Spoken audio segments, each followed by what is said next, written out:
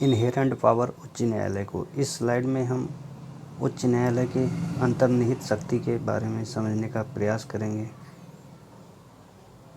धारा 482 के अधीन उच्च न्यायालय को अंतर्निहित शक्ति अर्थात इन्हेरेंट पावर की व्यवस्था की गई है।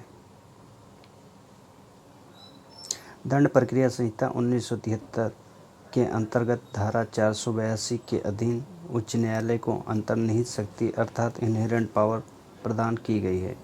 इस धारा के अधीन उच्च न्यायालय को एक विशेष शक्ति दी गई है। ये शक्ति दिए जाने का उद्देश्य न्यायालय की कार्यवाही के दुरुपयोग से बचाना तथा न्याय के उद्देश्य को बनाए रखना, ताकि वह न्यायिक कार्यवाही के दौरान समय समय पर उत्पन्न होने वाली ऐसी कठिनाइयों का निवारण कर सके जिनके बारे में विधि का उपबंध मौन है।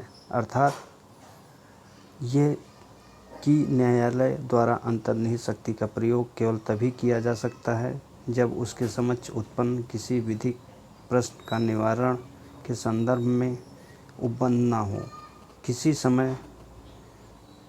किसी समस्या के निवारण हेतु विधिक उपबंध विद्यमान होने की दशा में न्यायालय द्वारा अंतर्निहित शक्ति का प्रयोग नहीं किया जा सकेगा।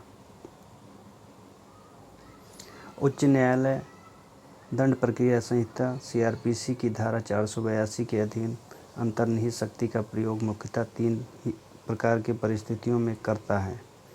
नंबर 1, संहिता की धारा 154 के अंतर्गत दर्ज की जाने वाली प्रथम सूचना अर्थात FIR को अभिखंडित अर्थात क्वैश करने हेतु। नंबर 2, संहिता की धारा 173 के अधीन न्यायालय के समक्ष अभियोजन द्वारा पेश किए जाने वाले अंतिम प्रतिवेदन को निरस्त करने हेतु। नंबर 3, किसी आपराधिक प्रकरण के पक्षकारों में आपसी राजीनामा हो जाने के उपरांत भी चलाई जा रही है, किसी दंडित कार्यवाही को निरस्त करने हेतु। नंबर 4, आरोप पत्र में किसी अभियुक्त के विरुद्ध आरोप तय नहीं किए जाने के उपरांत उस पर चलाए जा रहे अभियुक्त विचारण अर्थात ट्रायल को कार्यवाही के निरस्त करने हेतु।